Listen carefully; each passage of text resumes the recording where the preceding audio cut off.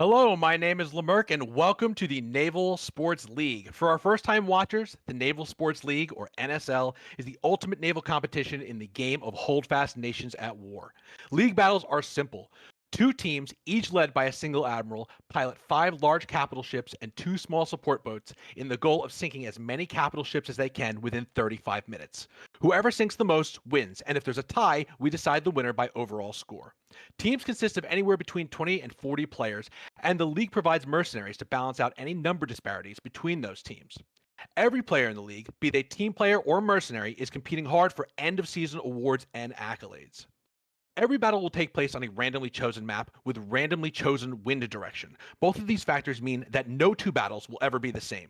The league lasts for 9 months, from late February to November, with 3 games a month for you to enjoy.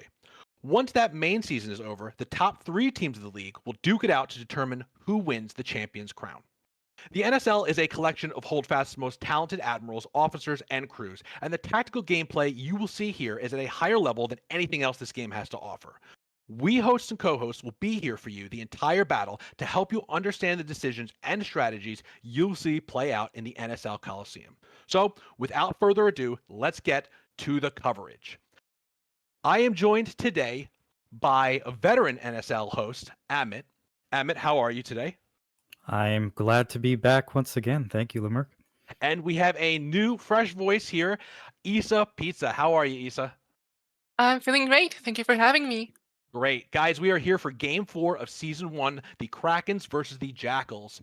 Today's battle is between the two lowest ranked teams this so far in season 1. However, this ranking is sort of based off of only one game's worth of data. So I want to start by passing it to Amit.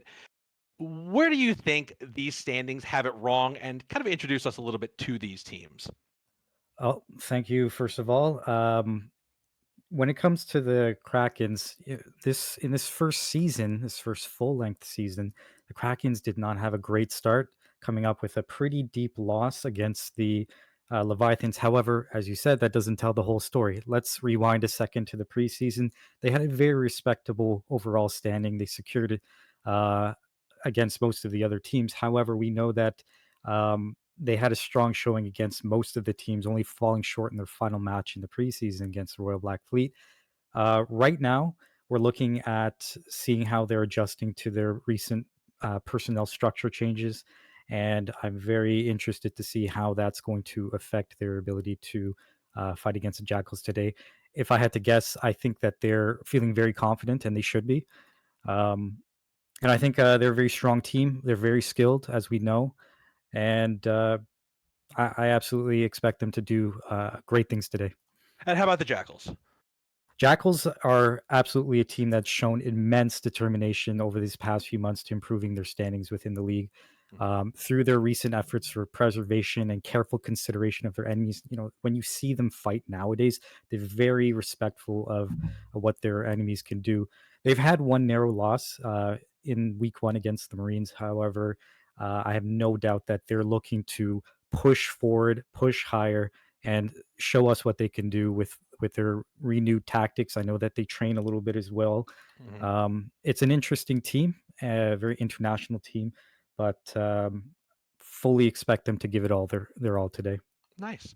All right, let's switch over to get a little bit more microscopic here in our view and take a look at the player leaderboard. Isa, tell us a little bit about the player leaderboard. Who's on it? Is this are these names that we've seen before, and which team seems to be dominating? Yes, so right now, the top five players in regarding average score are Spicy Paper from SCP, Bex from the Marines, and then Jackson Taylor, Bob the Blue, and Margaret Snatcher from the Leviathans. So I'm not surprised to see three Leviathans here. That's because there was like a really strong game in one of the prior weeks Hmm. where a lot of points are earned. But we do see someone that doesn't seem to be leaving the leaderboard, which is Spicy Paper, which was one of the top, if not the top, I think, average score in the preseason Hmm. entirely. That's right. That's right. Yeah. So as we're seeing, I mean, Spicy Paper is holding on for dear life to that. He is trailed very narrowly by Vex from the Marines. But I think, I mean, listen, it's Spicy. I would never count him out from being the number one player after his performance last season. So thank you, Issa. All right, now Absolutely. we're gonna have a little bit of fun going to the side by side here. You can get a little bit of a more nuanced take on both of these teams and get some of the details about them. And I'm gonna ask each of my co-hosts today to kind of strongman an argument for why their team is going to come out on top today. We're gonna start with Amit with the Oh, Krakens. shit. Okay, so Amit, you talked a little bit about what you thought were the Kraken's strengths earlier. With the information that you have here, what would you say? How are the Krakens going to do today? Are they going to win, and why? All right. If if we're doing the devil's advocate here, and I am the advocate for the Krakens, I do think they're going to win. The reason being is they're simply one of the most well-trained crews around, especially in the NA side. But I know that they have a lot of international folks as well that cannot be counted out. They've got enthusiasts on every level of the playing field when it comes to the captaining, when it comes to the shooting, and of course we cannot forget their carpenter master general metric. They like to diversify, and they have people who are able to adequately find situations during the battle where they can apply their skills. Now, my recent observations of their performance has been that when they keep their when they keep their fleet together, they're able to do some great things. But when they get split up and pulled apart, that's where things start to really fall apart for them. I'm hoping today that they've learned from their recent match against the Leviathans and their final match of the preseason against the Royal Black Fleet, and they Yeah. decide to really keep a decent cohesion today.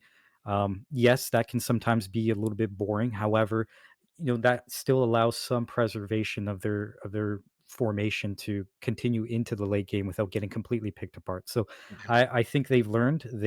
We interviewed them when they did their first match against the Leviathans, and I think they learned a lot. And I absolutely think they're going to apply a lot of that today to come out on top as the leaders of or Okay. the winners of this battle. Okay. All right. Let's switch it to the other side. Issa Pizza, you are the Jackals today. What is your case for victory? Yes. So I think the Jackals are a team that has a lot of really strong players, like at the individual level, really good Mhm. gunners. Yeah. And also they have been really working on their leadership and their cohesion, right? Like if you remember the first game they fought, they only lost that narrowly and because of like They one did. mistake, but they were Yeah. willing to make the decisions that were difficult. And they were willing to commit to it as a group. And maybe that didn't serve them the first time, but this is another attempt, right? They can come back here with a vengeance, very motivated, tested by battle already, and they can come here and just take it all. Yeah, I think what we saw from them in the last battle, just like you said, is a level of fleet organization that they did not always show us in the preseason. Again, this is a sort of remade team. It's not exactly the same team as we saw last in the preseason, but it is a lot of that team. And it wasn't always put together. Now they did lose to the Marines, but I think the first half of that battle, anyone would have to say they were winning it. And so they did show us a glimpse of what they can do, which is bait opponents, and hold their line strong. It's the decision-making process that I saw there. And the same thing with the Krakens. It's, they have a different admiral this week than they had the previous week, and they have a different admiral the previous week than they had at the last battle of their preseason. So we have a lot of cooks in that kitchen with the Krakens, and it really is going to be the work of season one to determine who amongst the Krakens is the really good admirals and who are the ones that don't bring home victories. And then they're going to have to start really developing that guy to be their number one. I fear for them if they end up just constantly passing around the admiralty every single week. And instead of really helping one guy to lead them to victory, or maybe two or three really talented standout admirals. I like both of your points, and I think they're both a case for victory here. It's like what Krakens are going to show up today? The ones who I think got second place in the preseason, or the ones that we saw in their last battle where they were disjointed and the command structure was not working for them. As for the Jackals, I think it's a little bit more it's probably going to be easier to predict what the Jackals are going to be like. I think they're going to have good fleet formation. I cannot guarantee that they're going to really use the wind in any particular way because they haven't shown a lot of that. But they will keep a fleet formation and they will react well if they can see a threat coming. But if something spooks them, or they get dragged into a sort of like a chase with a single isolated ship, they might end up doing what they did in their last battle and losing that cohesion and never getting it back. Let's take a look at our map for today and give us a little bit more information about the battlefield these are going to be on. Viewers of the preseason will recognize the map. This is the Diamond Islands map. It is a slayer of teams. It has seen some of the most crushing victories and defeats in the preseason upon it. And it is because of the unique space that each of these diamonds takes up. Every spot there is a diamond on that map is a place that one of these teams would love to just comfortably sail to. But there is now a big, stupid island in the way, and they have to go navigate around it. We don't see a ton of action happening in the center of the battlefield, but I believe today maybe that will change, but we will see. I have some intel that I got from attending a training with the Krakens, but I don't want to start saying it until battle has started, and I know that these guys are focused. God forbid anybody's listening in from the teams. I don't want to start giving away trade secrets here, but. I don't know where the battle is going to go. Even with the information I know, I have no idea. There are what the intentions are, guys, and I'm not sure that those intentions are going to be carried out. I want to pass it over to you, Amit. Tell me what your analysis is of the map. What do you do if you're either of these admirals? Like, what's the opening that you think you're going to see here today? I was looking at this map last night. I loaded it up on my server, and I realized, holy crap, this is as symmetrical as of a map as you can get when it comes to the wind direction, which is east. So Yep. the teams, the Krakens, will start on what I believe is the south side. Jackals will be on the north side. So they can honestly do whatever they want, really. What remains to be seen is one side going to mirror the other side? They're going to kind of wait. If you look at my last match, the SCP-38, what we did is we took kind of like a slow wait against the wind just to see what the enemies were doing. And it seems like that's not unique to us. That is something that other teams do. Honestly, they could take many different directions. Like if I'm the Jackals or the Krakens, maybe I want to go against the wind to the west and then circle around, make it come back to the west, or sorry, the east, and try to figure out some way to attack the enemy. Honestly, man, I don't really have much to say in terms of strategy here, because it's such a symmetrical map. It could be literally anything at this point, I think. Yeah. But I'm interested to hear what you guys think. All right, Issa, let's turn it over to you. I didn't hear any bold predictions from Amit over here about where these things are going to go. Just a lot of I can't be doing that. Anything can happen. Anything can happen. Do you have a more firm prediction on what you think today is going to look like? Yeah. So I think that because of the wind direction being south, that's going to be east, I guess. It's just Yeah, that east. yeah, It looks east. down on that map that you're Yes, seeing of there, but course. Yeah. east. Yeah, Right. but it's going east. I think that there's going to be at the start, both teams are going to try to take advantage of that, or at least they might, right? Like whichever team gets a better position first is gonna be better footed for taking a lead and then pushing it, right? And I Yeah. think that despite the map being very big, I suspect that we're gonna see a lot of play around like just a couple of the islands. I don't think that we're gonna see everyone run around Okay. because it's a large island, right? It's gonna cover a lot of ground. Mm-hmm. Um, and maneuvering around it is going to be much more important, considering that there's no other cover in between. It's either going to be fights in the open, or it's going to be using these islands like to Okay. propel yourself and wait for the wind to give you an advantage. All right. All right. My prediction. That's a tough one. This is a very, very tough one. I think it's going to be center of the map. I think that's where it's going to end up going. I know that that's unusual for this, but I do think that that is what's going to happen. We will see if I am right about that. But Yeah, I was going to add on to mine there that Go ahead. if I'm still the advocate of the KRA, they're very good. They're very skilled. I think Mhm. they could manage doing an aggressive play like that, and they don't necessarily have to stay in the center if they don't want to. You can Yeah. pull out north, you can pull out or east or west, whatever you want, really. So yeah, Right. but I think you're right. Maybe initially at least one of the teams will go center. I mean, why not, right? Right. Close that gap. That's what I the Vikings would personally, do, I think. you think so? So I think it's going to end up being the Jackals who might go to the center. I mean, honestly, Okay. the prediction is I don't think either of them are going to start by going to the center, but I think they might end up there. But like you said, I mean, I jabbed you a little bit, about not making too many predictions. It's almost impossible to make predictions on this map. But the center could be actually a very viable way to you know. I think there's one battle that we saw in the preseason where the center was the action. It was the Seawolves versus the Marine, or what the Marines' former team. Funny enough, those two teams are now combined, basically. But they fought sort of in the middle of this island ring square or whatever that the islands make down here. But I think it could be anywhere. I have a feeling that they're going to want to be cautious. Both of these teams, especially the Krakens, need a overwhelming victory here today. I mean, if we kind of glossed over the points in the very beginning when we looked at the league standings, but there is no question that the Krakens need not just a victory, but a huge points victory here. And I think that has to, I'm not sure it will, but it has to spur them to aggression, which means that they need to spend all of these 35 minutes kicking ass. And if they don't, they may find that they win by like 3,000 or 4,000 points, and they're still just under 20,000 points in the negative on the leaderboard, which would not be where they want to be. Like, they've got to claw back. The Jackals don't have that pressure. They just want to win.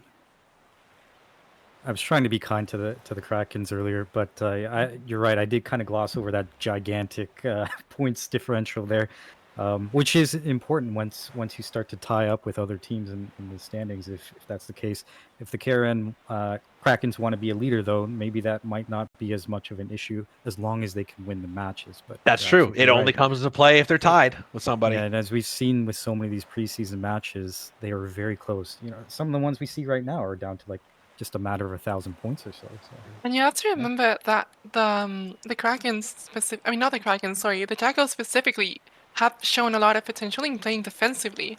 So if the Krakens have to play offensively, that is going to lead into this back and forth, right? Like, how defensive or how offensive are the Jackals going to react? Yeah, I mean, if the Jackals could kind of sense this dynamic where the Krakens really have to come out for blood today, they could prepare a defensive strategy. I would love to see that. It looks like both of the teams are starting off westward in different degrees. We could definitely see that the Krakens are a little, well, at this point they're pretty similar, but it started with the Jackals being a little bit more of a straight shot to the west, but it looks like the battle is going to be happening to the west, at least the first phase of it. But remember, going to the west does what I like to call banking the wind, which is to say they're going against the wind now, but all they have to do is a single turn, and then they have the wind. Wind increases ship speed increases your ability to create options for yourself, right? The faster your ships can go, the faster you can get it to an important position on the battlefield, maybe before your enemy can get there and set up a good angle of fire. So what we could see is that these two teams are going to round these islands that they're headed towards and then just charge down the center. Or they might decide to have the whole battle up there to the west. Again, let's turn it over to my co-hosts here. Issa, you are these teams, and you're now seeing how this opening goes. This is an equal opening on both sides. Nobody's getting anything. Nobody's losing anything. What do you do to change that dynamic? Well, my suspicion is that they're gonna try to see, like, they're gonna start getting in range and they're gonna start like shooting like pot shots, right? Try to see when they can get started. And if you look at their formations, you can see that I think it's the So we got the Krakens on the left and the yellow ship way further back than the Krakens here. So the Krakens are indeed like playing a bit more aggressively. They want to get that in range first. That might give them an edge here. If they're like in an equal starting, that might be the difference. You're right. You're absolutely right. Amit, as an admiral's perspective, when do you turn? How do you turn? Where do you want to battle at the wall? Is that what we're basically in for here? At least from the outset, no, not necessarily. Take a look at the. I'm sorry to interrupt. Take a look at the Jackals.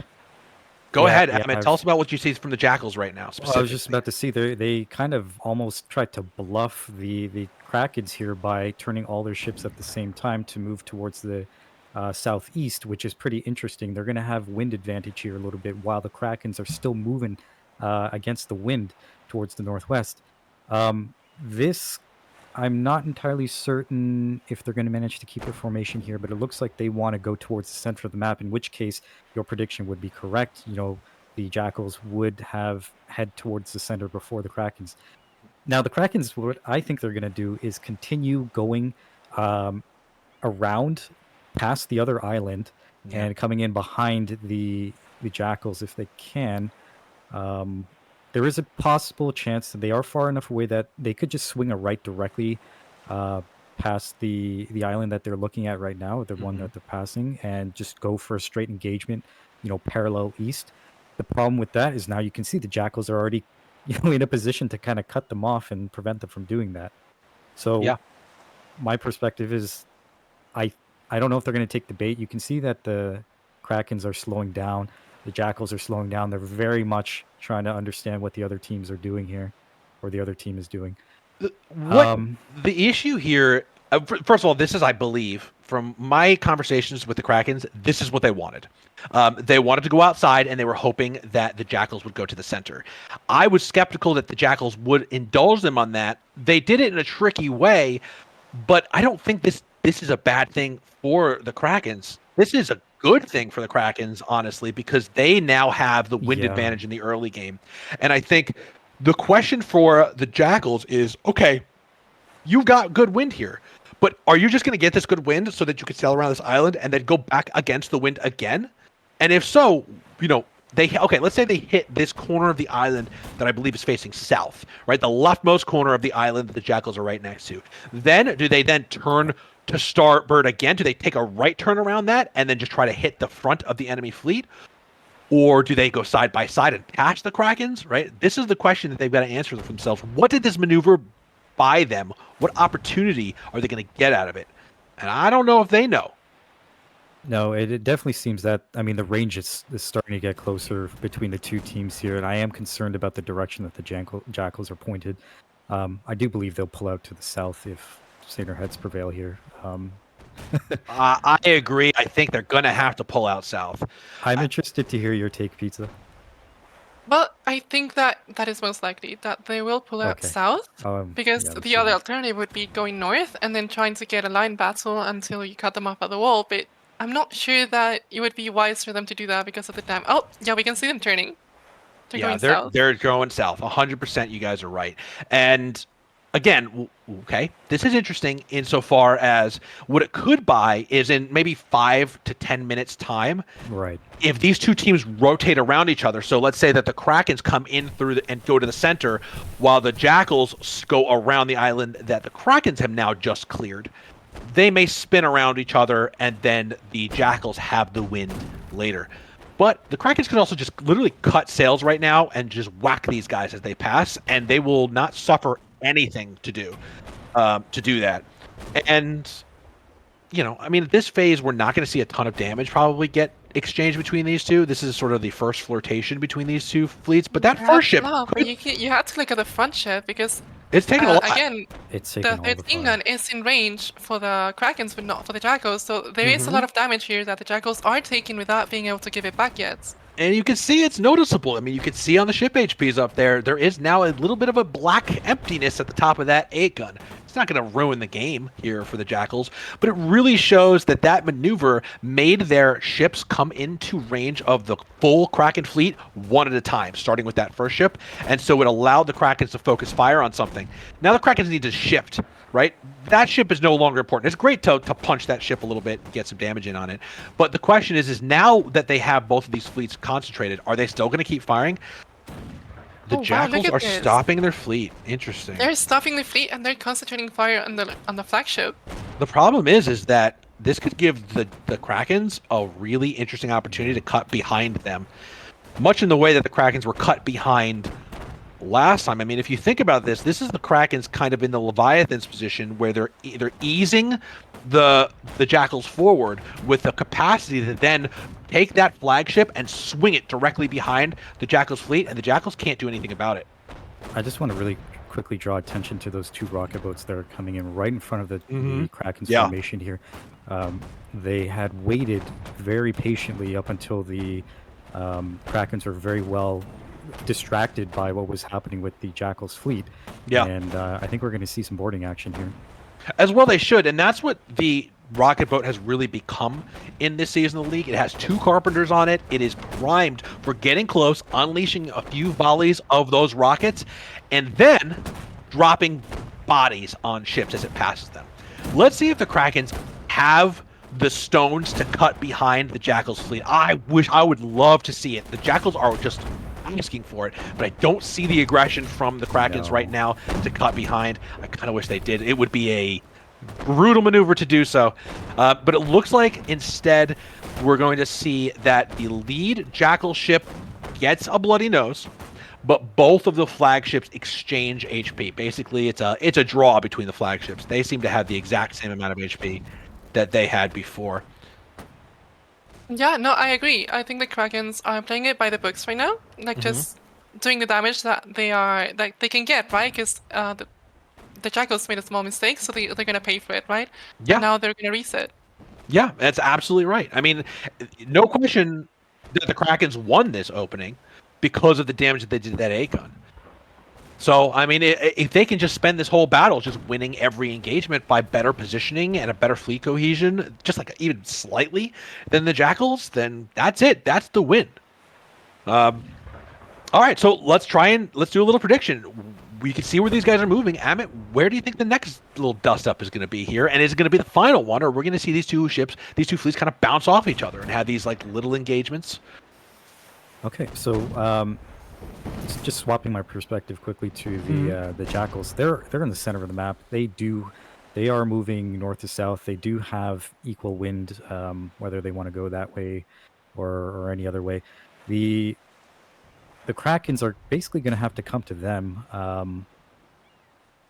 One thing that the Jackals could do, and it looks like they might already be doing it, is they could turn back towards the west and come in behind, maybe not necessarily behind, but form line to receive the KRN as they come back to the south. I don't think the KRN are going to exactly play completely into that. I don't know. They look like turn a little bit.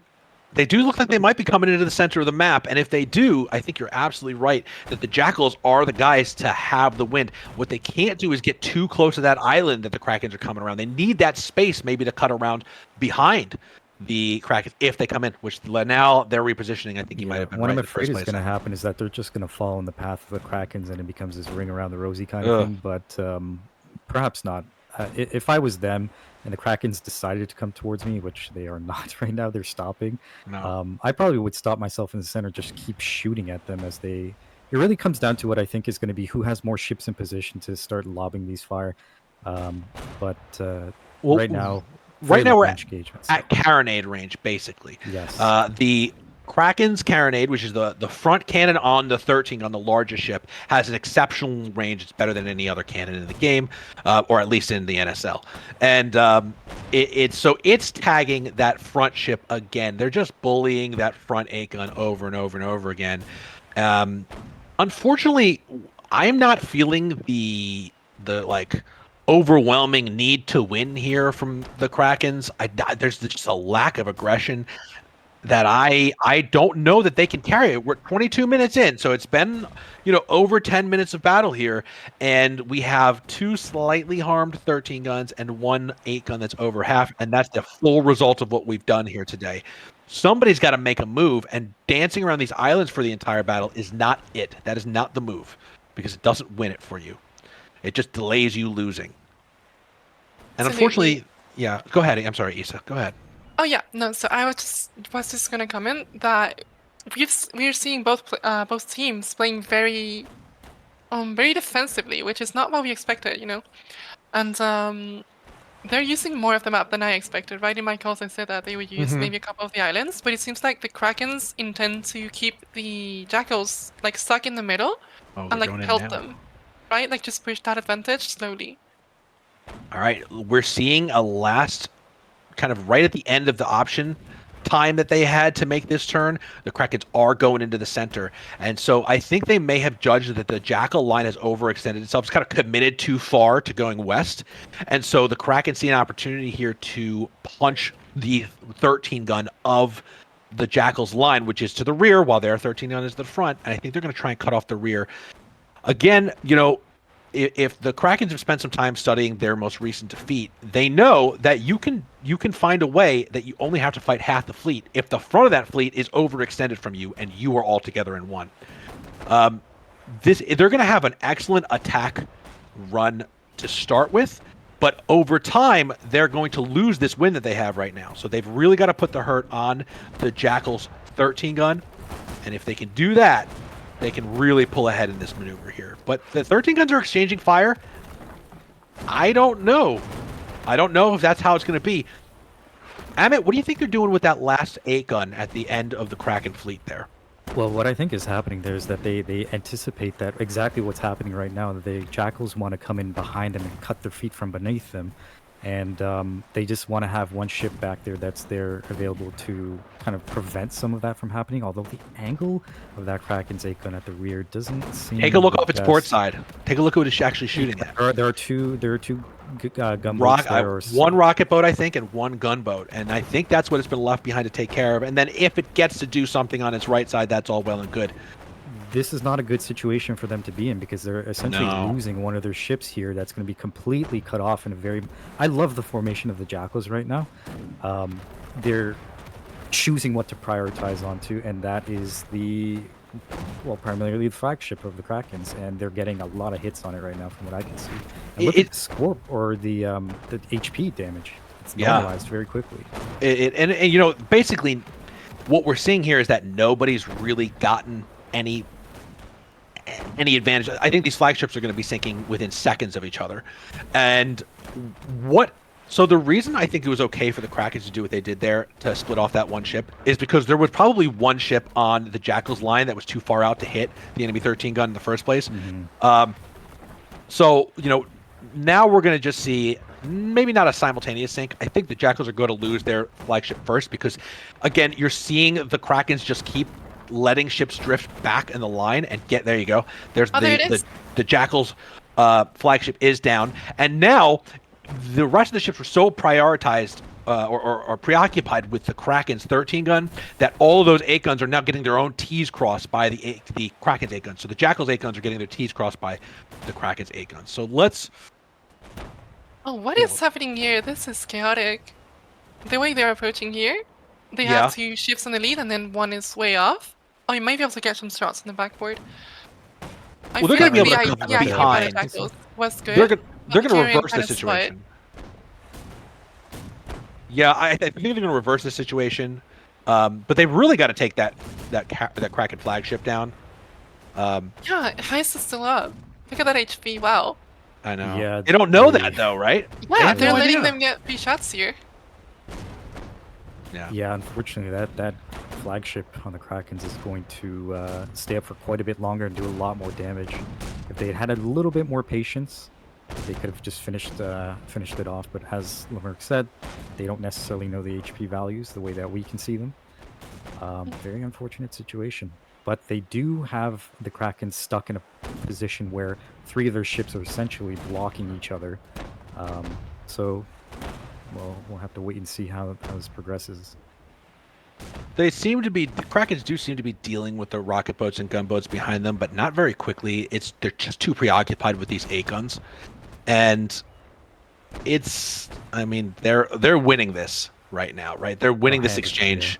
The Jackal's 8 guns HP are dropping pretty rapidly, whereas with the assistance of their barely clinging on to life flagship, the Krakens are able to just slam long range shots into the Jackals 8 guns. It's such an awkward position for the. It's a very awkward position. Yeah, like if you look at this island, it doesn't allow them to maneuver outside of this without taking a lot more HP damage. So I suppose they're just choosing to stay and fight, and like do the damage that they can do. But it's still a difficult position. How are they going to get out of here? That is the number one question, Isa Pizza, is how do they escape this? Because otherwise they're trapped in it for the rest of the battle. and there's an island dead ahead of them. So it's not like going forward is going to help. Honestly, they should run. They should probably run northeast and reconstitute their fleet. They still have ship HP enough to win this. It's not over yet, but that lead ship is going to be going down very quickly, and it's not doing anything to stop its inevitable demise. We're not seeing any concentrated ship HP drops on the Kraken's team in any way. So they seem to be spreading out their damage. They seem to be not all focusing fire on the same ship. And so this is the issue. And I think I'm confident in saying it now. The Jackals can't get past the mid game. And that's a huge, huge issue for their team, is that they have, their openings, while they have fleet cohesion, while they're not pressured by an enemy team, they are perfectly fine. Good ship maneuvering, interesting positional choices, right? So they're like early game adepts, but as soon as an enemy applies pressure to their formation and gets them in a situation that's not perfect, where's the cohesion here? What are the commands being given by their admiral? I can see, look at these two ships front-facing the enemy fleet right now. They're going to try... That is rough, and they lost their cannons before, so they're not even able to shoot back anymore. So you see this 8 gun here is trying to turn around, maybe shoot from port side, because it lost all of its broadside, starboard cannons. That at least I can understand why you're doing it, but I mean, you've got two ships that are heading directly into broadsides. This is a total mess for the Jackals. This is a very bad position to be in, and heading directly into the teeth of the enemy cannons is not the solution to this problem. It's just not. Now they're going to try and go east here and swing around behind and maybe pick off some 8 guns. I can see the logic in that. Shoot the flagship from here. Do they have any cannons on their starboard? If they do, it's not going to be. They're not going to have range unless they get much closer. And to get closer, they have to take more heat from the 8 guns and the 13 guns that they're trying to get. Well, to. they've got to try. Right into the heat. Well, that's what they're doing, right? So, I mean, I agree with. I think that's what they have to do. Turn around, put a few shots into that 13 gun. But are they going to have cannons left by the time they get there? Are they going to even have a ship left? Are they going to have crew, or are all these guys going to be waiting for the 30-second respawn to expire while they've got? I mean, this is. Ooh. They lost a cannon. Ooh. This is brutal execution. There are no cannons on that starboard side. That is rough. So what I had mentioned earlier about the Krakens getting pulled apart and eaten piecemeal, that seems to they've taken some lesson from prior experiences and applied it to these situations. Their formation was not the best going in, but I think you hit the nail on the head there, Lemerk, when you said this is essentially kind of a fiasco on the Jackals' part, just due to that decision to stop where they were, concentrate all their ships together, and now, by the time it's, they want to do anything, they don't really have cannons. The HP is dwindling down. Their crews are going to have respawn time to wait. It's a bad situation to be in. I have to say this. This is exactly the game the Krakens wanted to have. Exactly the game the Krakens wanted to have. Yeah, I mean, they need to rack up those points for sure. Do you see any way for the Jackals to do some significant damage? I'll be honest with you, I don't see them winning the match anymore. I'm not sure if I even see them sinking the flagship at this point, except for with a gunboat. With the gunboat, there is a gunboat right in front of the flagship that's going to be doing more than the 8 guns can do right now. So God bless the gunboaters. God bless You have them. to be brave.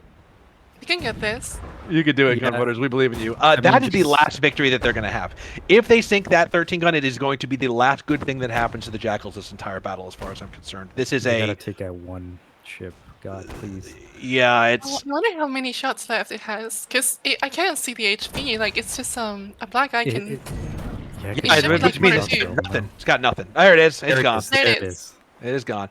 And again, we salute the gunboaters who made that happen. However, that is not in any way, shape, or form going to save this team from a crushing defeat at the hands of the Krakens. If nothing, this reminds me so much of a complete inverse of the Krakens versus the Leviathans in their last battle. And what I mean by that is, if you take a look at what just happened here, is the Krakens had a complete envelopment around 2 of the Jackal ships, just like the Leviathans enveloped them in their last battle with them. And so they have clearly learned the lessons of their own defeat, and they have taken that and they have pinned an opponent against an island, surrounded and destroyed them, and forced them to do desperate and I would say foolhardy maneuvers to try and escape a horrible situation. Now, just like then, at the end, there are 2 beaten up 8 guns, whereas the Kraken's 8 guns are in tip-top shape for the most part, able to very, very safely execute the last of these 2 ships, which are completely separated from each other. So even better, because at least the Krakens in their defeat got those 2 8 guns together for a last stand. There will be no such recombining here. We can see, one of the Jackal ships has I think a rocket boat boarding it, and all the way down to the east and up to the west, it's gonna have a 2v1, if not a 3v1 battle at the very least. So altogether, this is not what the Jackals needed to show the league and the audience that they are a team that is able to produce victories after the first few minutes of battle. They get shaken, they break, and then they get just disassembled. And it really seems like every captain's out for himself on this at this point. At this point, yes. But they started with really good cohesion, and I can see the idea behind taking the center, right? Like, it allows you to get anywhere fast. Yeah. But the Krakens just took advantage of that. As I said, they were planning for that specifically, and they just played around it. They just played around the server, not the server, the center, and just pelting them as they pass by. I think And now, after they lost their flagship, they just lost cohesion entirely. Yeah. Couldn't have said it better. They just utterly lost whatever centralizing force kept them all as one fleet. And then everybody's doing whatever they can do to get whatever advantage that they can get. And it becomes, every captain for himself. And in situations like this, when you're being pressured, it's when you need your admiral the most to make the hard call to save your fleet. And if a call was made, that call appeared to be charge the enemy. And charge the enemy did not save their fleet in any way at all. I have not. It's possible that they are repeating the same strategy that they had with the. Do you remember in the first game they got stuck on the island and they sacrificed the flagship? I think this time they did something similar, where they sacrificed the 2 8 guns that were stuck in there. Yeah. Maybe they were hoping that it would save the flagship, but once that didn't work out, they were left in a really difficult situation. Leaving. I'm sorry. Go ahead. No, please. Okay. Well, the part that kind of confused me was the decision, almost a paralysis to salvage the situation. They had the wind is moving east. They were basically against the island to the northeast there. Why didn't they just go around and have another go of it? That's the part that confuses me so much. You've lost your flagship. You can afford to take some shots to your rear. Just go around and try again. Don't sit there and get blasted apart. But Yeah, no, I mean, you don't lose fast in the NSL. You lose slowly and over time. Even under the most withering fire, it's going to take a few minutes for you to really start taking the hurt. Get out. Go northeast where they were pinned against the island. Just go northeast, run, and maybe a few ships will chase you, extend themselves, and you can flip around and punish them for it. Another thing that they totally missed out on doing is they did not go tit for tat with the flagship. That Kraken flagship lived way longer than it should have, and because of that, a 13 gunner at 1 HP and a 13 gunner at full HP are just as dangerous if it's got all of its cannons. And it was just lobbing long range shots over the battlefield and just again increasing the distance between the Krakens and the Jackal ship HPs. And that is a shame for the Jackals, because now it brings us to where we are now, where basically the Krakens have them mostly taken care of at this point. They have, contrary to my doom and gloom prediction earlier, the Jackals have managed to get both of their A-guns back in the same general sector of the battle, and they have engaged in what is now an even kind of 2-on-2, though very clearly the 2-on-2 is being augmented by Kraken gunboats and rocket boats, whereas the Jackals have absolutely no rocket boats or gunboats left. They're all gone. And so that's where these rocket boats and gunboats are going to be so important. This is where they become less about being rocket boats and gunboats, and they become basically half an extra 8-gun, putting in that little bit of extra damage that's going to make sure the Krakens take it over the edge here. Absolutely. We're seeing a complete victory here from the Krakens. Undeniable, exactly what you said they needed. Yeah. It just didn't come in the way we expected. It did not. It did not. Though I have to say, it kind of came in the way that the Krakens had told me they expected it to go. They wanted to go around wide. They wanted the Jackals to go into the center, and then they were going to come into the center and deal with them there. That I didn't think that the Krakens were going to be able to do it. I didn't think the Jackals would give it to him like that. And at first, even as the situation developed, I still didn't think the Krakens were going to give it to them like that. The Krakens had some very interesting, like the line they were in the center of the battlefield really should have been to their advantage. Shocked me that it was not. Shocks me that it was not. And that's because they just let themselves like slam into an island and stay there and die there a lot. Most of the death that came to them was right there. And I think in the next few seconds, we're going to see both of these ships go down, and then it is going to be all she wrote for the Jackals, and it will... Yeah.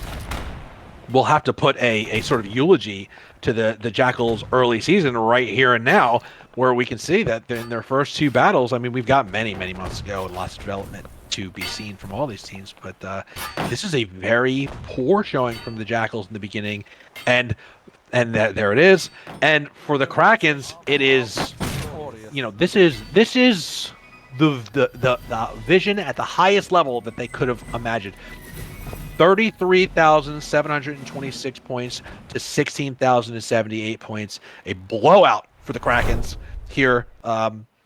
Let's start talking about what we make of this. Amit, what is your takeaway here? Okay, well, coming into this, we had varying predictions of what would happen. Obviously, I thought the Krakens would hopefully be a little bit more aggressive, but based on the knowledge that you had going in, it played out a little bit more like how you expected.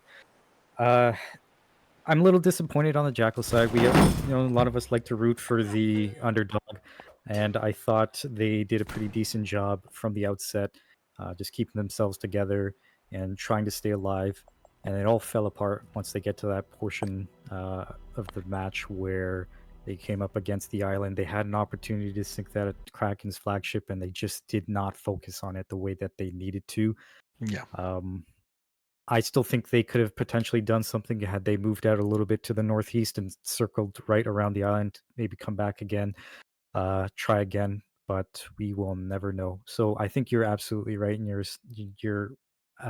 assessment that it seems like the Admiral's decision was what made or broke them there. Still a very big, congrats to the Krakens. They're very quickly closing that gap that was created in their Leviathans versus Krakens game. Yeah. And they're doing, as you said, exactly what they need to do, and they're going exactly where they need to be. Yeah.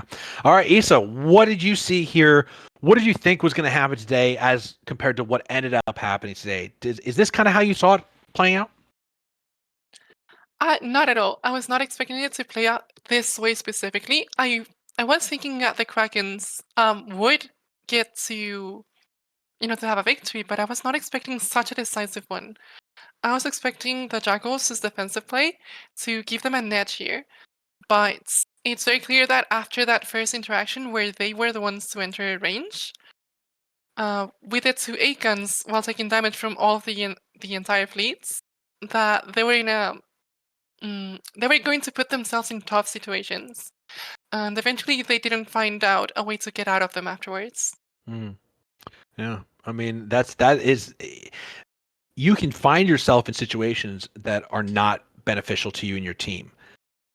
If you stay there, however, it could be a mistake to get into a bad situation, but it is a choice to stay in a bad situation, and they made that choice today with their whole chest.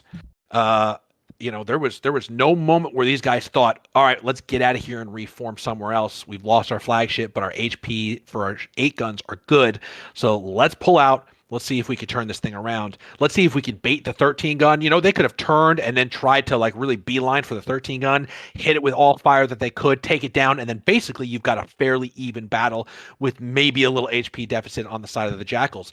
That is not what happened, and instead, I mean, I just it blows my mind how every battle that we're seeing from the Jackals now, I mean, again, we've seen 2 battles in the season, but we've seen stuff in the preseason. The Jackals just the lightest application of pressure. The second something goes wrong for their fleet, you see full collapse, and it's something that their admiralty has really got to address. And we're gonna obviously press them on some questions here today when we get them here in the chat. But the question's got to be, how do you train for mid-game setbacks? How do you turn things around and regroup and recuperate? Because if you can't do that, then the only way you win is by winning in the beginning, winning in the middle, and winning in the end, right? So if that is all that your team and your admirals can do, is they can only win if they're already winning.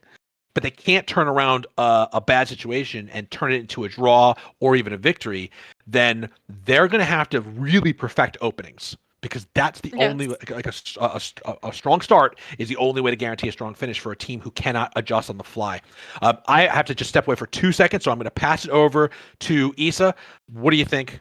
Give me a little bit more information, and you guys dialogue just for 1 second. I will be right back. Well, I agree entirely with what you were saying. I feel like when they realized that they were not going to win that head on, right? Because they did that mirror start, but not mirror, but like they went the same way, right? They both went to the west, I believe. So they were both banking the winds. But the Krakens had the flagship further away. I mean, further ahead, so it was more aggressive. And the Jackals, I think they realized this, and they said, "Okay, we're gonna do something else." And right, they turned course and they got in the middle. Instead, I believe that they should have taken the wind and just escape that situation entirely, and like just make a better opening. Yeah, I'm in agreement. All right, I am back, and we have our admirals with us. So let's get right to it. I want to start by talking to. I see we have Killer Bow Guy and Percy Plod. That is our. Let me hope I get this right, but that should be our admiral and co-admiral. Is that Killer? Yes. Killer, are you primary admiral, and Percy? I was admiral, and Percy was my kind of vice admiral. Well, to both of you, huge congratulations. This is, as far as we're all concerned, exactly the battle you needed to have here today, to not just in a points perspective to offset the last loss, but just to make the statement. The Krakens, they are a top performing team. They understand the fundamentals of Holdfast Naval, and to go against them and show any weakness is going to get you stomped. And that's what we saw here today. So I had the benefit of training with you guys a little bit over the week before the battle and hearing a little bit of your early battle plans. What you had told me then is that your goal was to go around the outside of the map and then bring the battle to the center, and that is exactly what you guys ended up doing. So I don't have to ask you whether your plan worked or not. I know it worked because you told me ahead of time. And it worked perfectly. It worked perfectly. It really did. So now tell me a little bit about the nuances of that plan, and what you were seeing out there. We try to keep it brief so that the audience gets the details that they need to understand your thought process. But take us through that thought process very quickly. So with the training we did, we found out really quickly the middle is a chaotic map to keep a fleet in a organized manner. So we stay on the outside to keep our fleet in one line, and hopefully the enemy fleet will go inside, which they did. We kept on the outside, or we tried to, what the plan was. And because the middle is so hard to maneuver, they will make a mistake with maneuvering and capitalize on that mistake, which we did. All right. Because Beautiful. They ended up in ions. Yes, yeah, absolutely beautiful. Some of the things that really made this battle swing heavily in your favor is the length at which your flagship stayed alive, even though it was damn near sunk. You got a lot of life out of that flagship after you sunk theirs. And you could really see you guys offsetting it and not bringing it close to the battle, but instead lobbing those shots over the middle, which I thought was a really great. I mean, that is what started to separate the ship HP totals towards that mid game, which was really excellent. I want to turn it over to my co-hosts and Amit or Isa Pizza. Do you guys have any questions for our victorious admirals?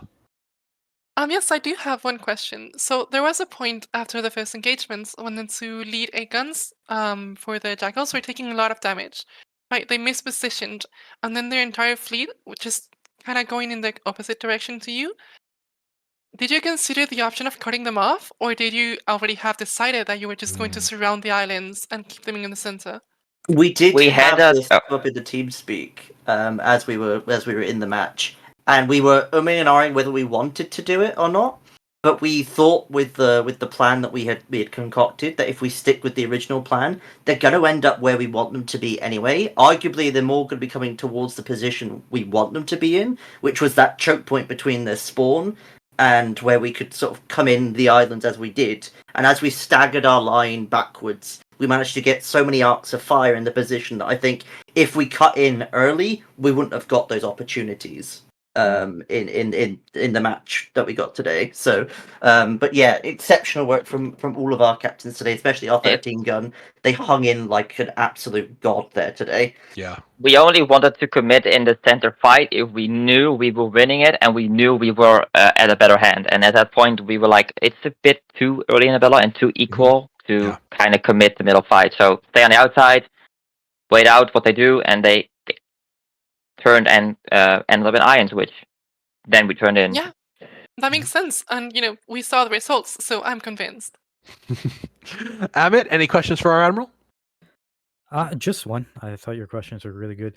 I'm wondering, when you guys are preparing your trainings and your plans, do you look at the previous matches you've done and try to pluck out certain areas of improvement?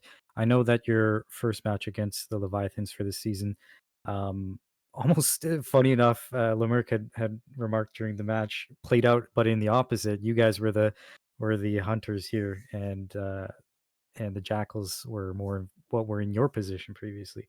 So do you spend a lot of time watching, like, perhaps the wardroom, getting into the watching people like Lemerck get into strategies that they may have thought were cool and implement that in there? Because I'm not sure everybody does that, but it's something I think The about. thing we mostly did, or Percival did a lot of this, I have to give credit to him, is watch what the Jackals actually did during their matches and try to predict what they could do. Because if we kind of predict our enemy moves, we can plan our moves. Oh, good. Yes, exactly. And Great. because we kind of lost the other one being too aggressive, we also wanted to opt for a more defensive play, being on the outside, and having them come to us. Which I think favored us because of the weird diamond-shaped islands. It's hard to maneuver.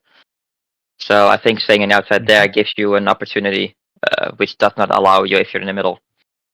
Cool. Yeah, I like what you guys did today. You must be listening to these streams, because today we saw you kept your formation very well together for the most part, instead of getting separated, which tends to be kind of where things get iffy for you.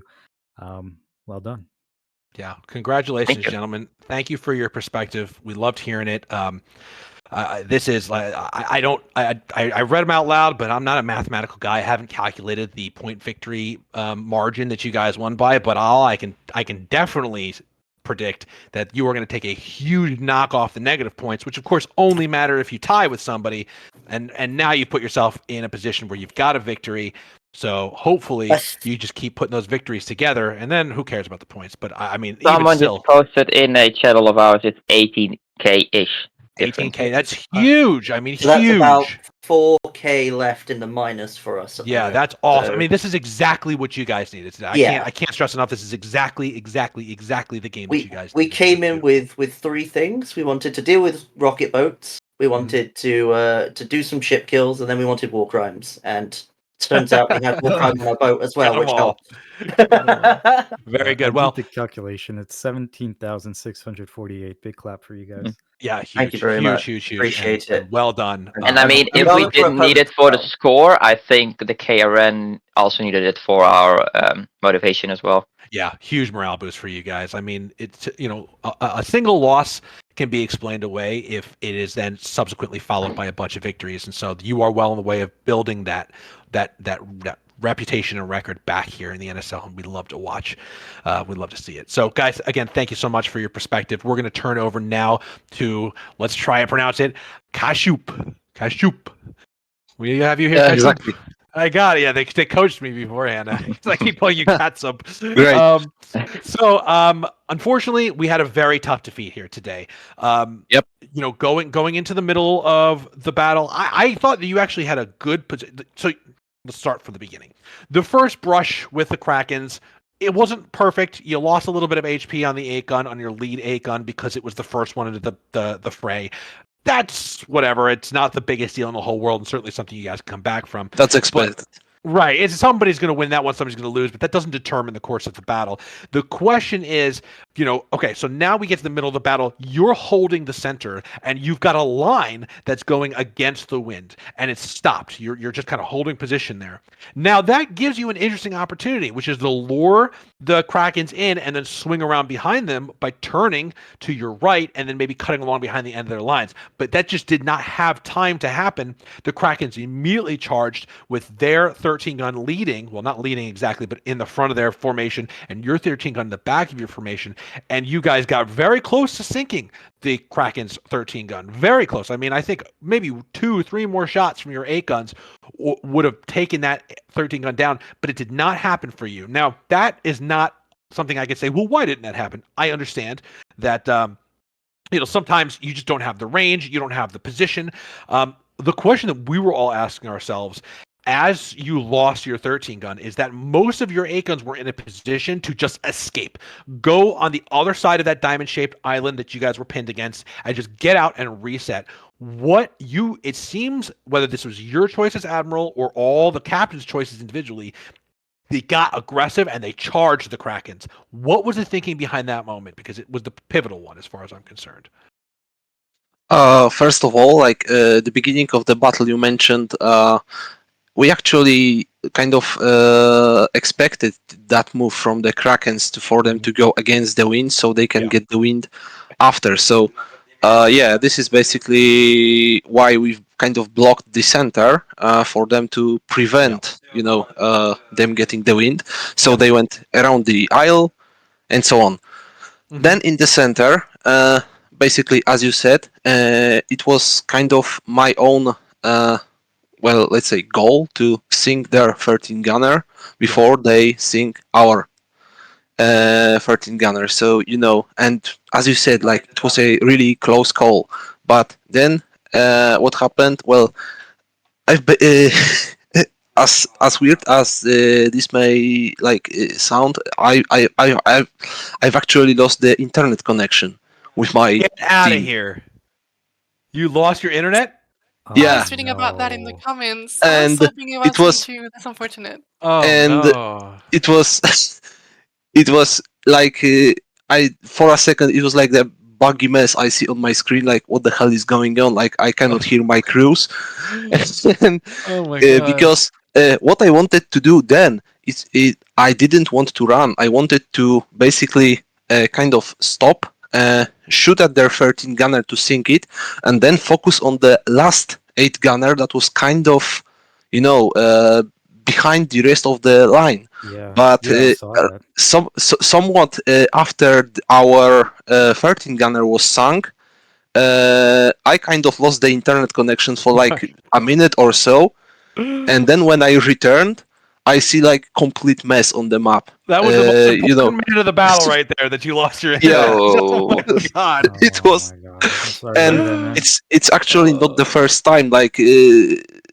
Okay, like Holdfast being Holdfast, just the line battles we are making. Something weird is going on in my house with my connection, but that's not important right now. Well, after I regained the connection, I was like, okay, this is terrible. We Yeah. have to sing anything. And I remember that we've beaten up the enemy 13 gunner like really hard. In a it was like a matter of shot or two. So I ordered my gunboats to sink the 13 gunner and the rest of the fleet to basically do anything to kind of position themselves to have their cannons presented to the enemy so they can shoot.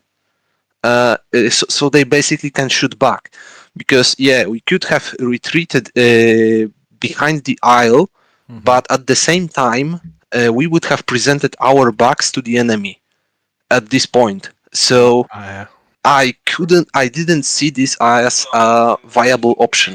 You know what I mean? Like at the moment. Well, And after that, it was kind of go ahead. chaotic and basically, fire at will. And I knew that my captains could do something in that situation, and well, they sank the 13 gunner.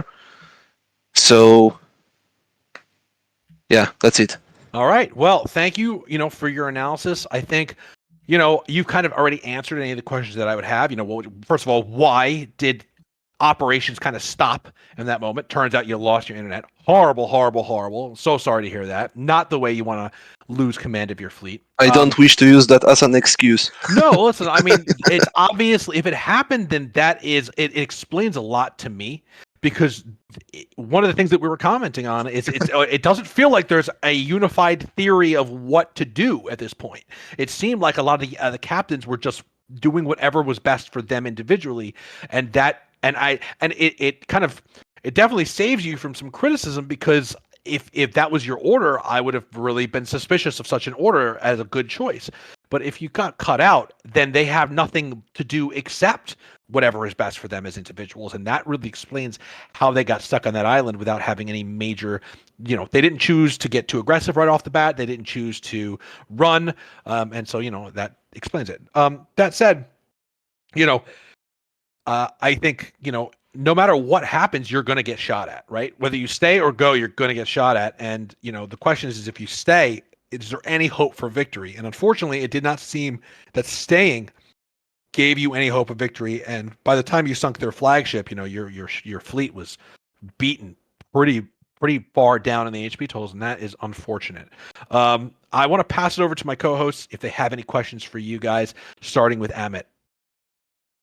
I did have a question. It was going to be related to that situation with not being able to sink the 13 gun flagship on the Kraken side. After hearing what you've mentioned here, I'm going to change that question a little bit. Given that your captains basically had to make a decision on their own about what to do in that situation, are you going to maybe incorporate into potential training or your tactics where they're going to maybe be told a little bit more about what your intentions are? Like, if you want to take out that 13 gun flagship, are you making it specifically clear to them that, hey, this is priority number one, and after that my plan is for this, and if you lose connection, um, they can follow through on some of that? Maybe it's not such a bad idea that the Krakens have a vice admiral as well. So I Yeah, guess this exactly. amounts to, what are you going to change to improve this situation for the future to prevent stuff like this from happening? Well, right now, I think, as you've mentioned, the Vice Admiral probably going to do that. But one more thing, I will have to, get more details. What happened when I was away. And as for the trainings, yeah, for sure.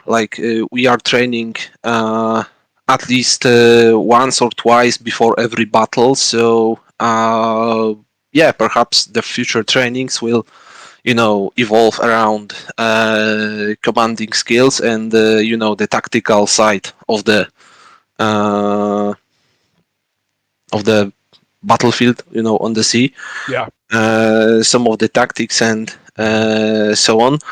I've actually had some plans prepared for the battle. I've drawn them, on the computer and presented them for my captains. But I guess it's like a sudden situation. They don't know what's going on, why I'm not responding, and probably the confusion, of the situation. But yeah, vice admiral, someone competent. I know I have people in my team who could, take that role. It's just maybe a matter of confidence, Yeah. I think one of the things that I noted, and I wanted to say it to you up front, is I feel like now, obviously, there's a huge emergency that happened in the middle of this battle, but it seems to me that the sort of controlling a crisis is one of the strengths that you guys have to develop a little bit more as a fleet, which is, when things start to go wrong, resisting the urge to just charge in and see if there's Jesus a way to. Christ, dude. I'm sorry, Emmett. Oh, apologies. To basically take a bad situation and see how you can escape it or turn it around, because that was what happened in the last battle with the Marines, where you guys got to a point where you got surprised and then lost cohesion, and then today we also got to a point where there was a shock to your fleet and we lost cohesion. And so that I feel like is kind of the thing that you have to patch up. And then you guys have because your early game is really good. I've noticed. You understand what you're doing in the early game. You keep the fleet together, and then the fleet breaks up towards the mid game, and there's always a reason for it. But yeah, I second with Amit that preparing for worst case scenarios and then learning to get out of them is something that we have to see from you guys if you're going to remain competitive. And I look forward to seeing what your training produces. Isa, I don't know if we got any questions out of you. So is there any questions that you have for our Admiral? Yes, absolutely. Okay, so Cashew, so I'm not going to ask you about what happened after you disconnected because that's out of your control. But at the start of the game, you started going west, right? Just banking the winds. And you had your flagship a bit in the back, and then you turned inside and got the center. I want to know if that was like something that you had plans. Were you planning on using the center? Okay, so Yeah. tell me about it. Keeping our 13 gunner a bit on the back was actually a plan. First thing to use the range of the big gun, and the second thing to kind of preserve its health at the beginning, at least, because sooner or later it is going to be engaged in the battle, so it is going to lose a bit of health. But it doesn't have to be first in the engagement, and it can use the advantage of the range. So I thought about that. Second thing is that initially I had a bit different plan for the 13 gunner, because I've actually considered splitting my fleet into two parts, but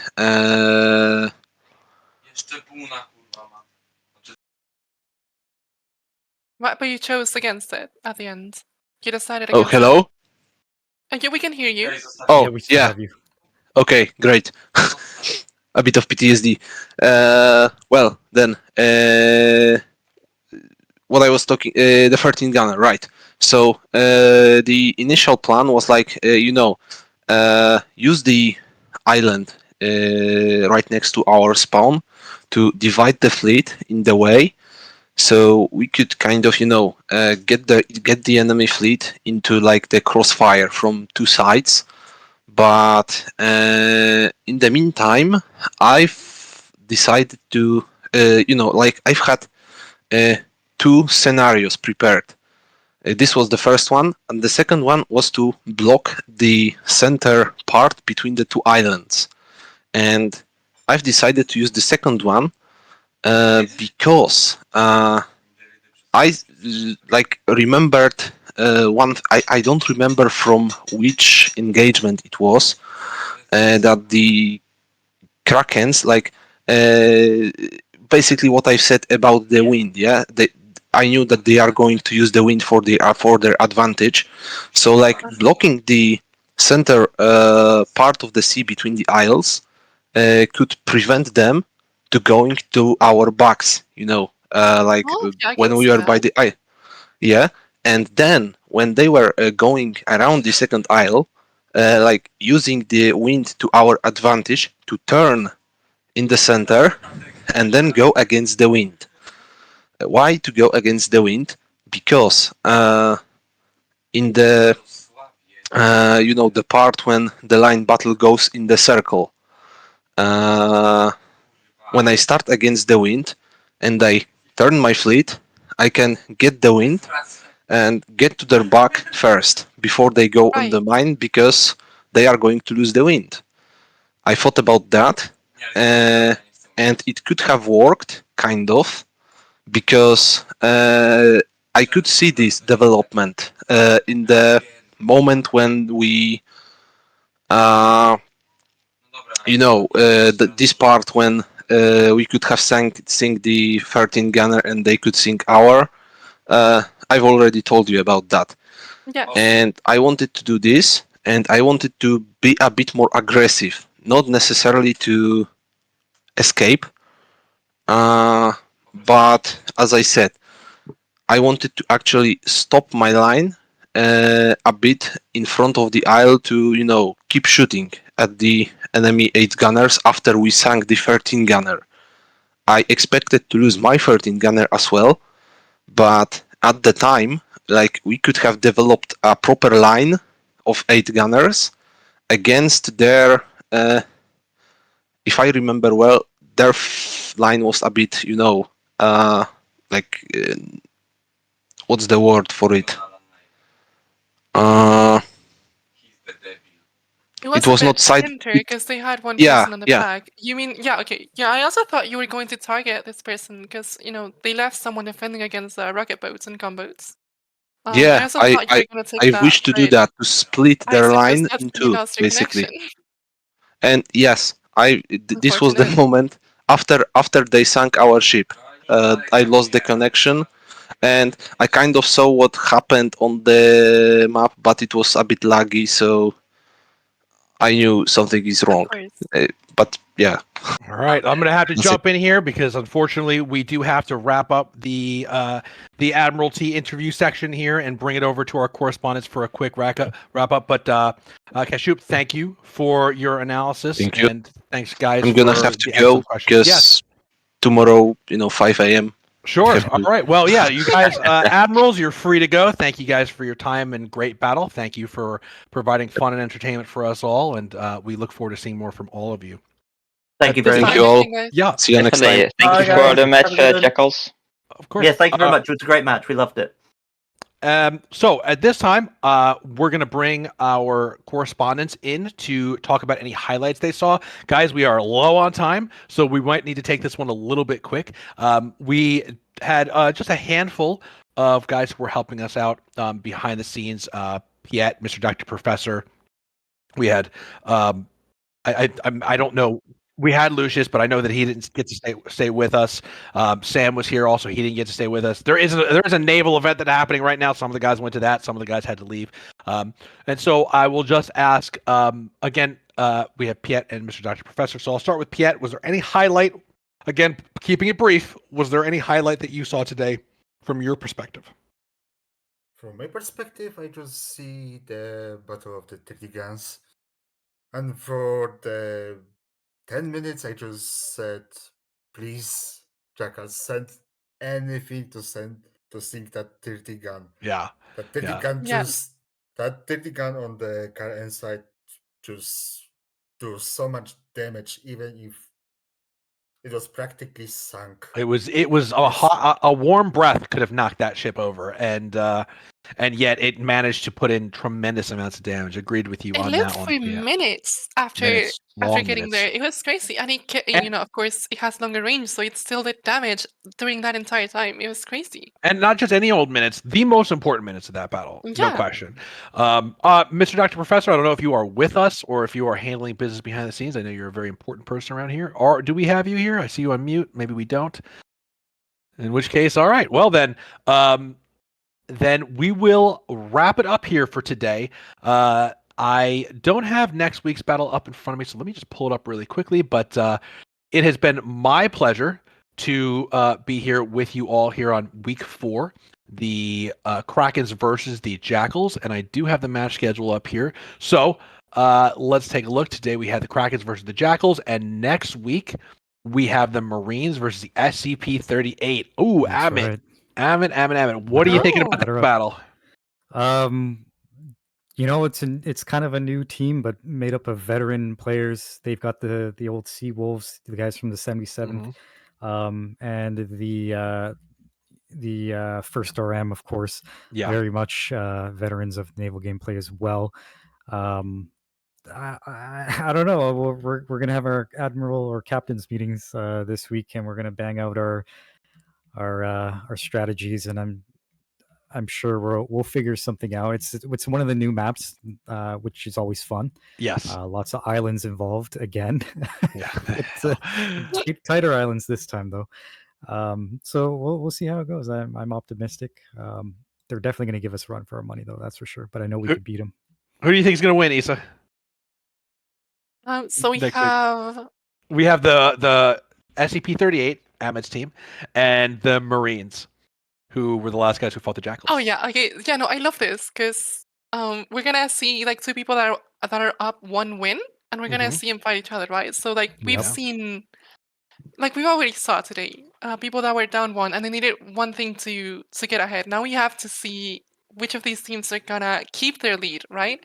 Yep. And I think SCP has a really good chance because they had a really strong showing in their match. They did. Well, the Marines are also really good, of course. Yeah, that was a but come from they behind had a victory, closer though, for game, them. right? Yeah, that was a come from Yeah, it behind was a victory. much for the Marines. closer game. It wasn't as comfortable. It wasn't as safe. While the SCP, they did win by a much more considerable margin, and that is gonna make a difference, I think, at least. Okay. All Yeah, right. we have So spicy paper, okay? yeah, you got Spicy Favorite. That's true. That's true. do have him. He's a phenom. All right. Well then, I'm looking forward to that. I hope you all are too. I want to thank again my excellent co-hosts, Amit. Always a pleasure to have you here with me, and Thanks always Issa for the Pizza, opportunity. of course, and Thank you Issa for Pizza. having me. It's been a delight to welcome you here to the hosts panel. Obviously, everybody whose names you will see on the credits at the end of this, I would love to thank our director today was Atticus, and of course, as always, he did a phenomenal job. We will see you again next week for more NSL, folks. It has been a blast. I am out. Lemerk out.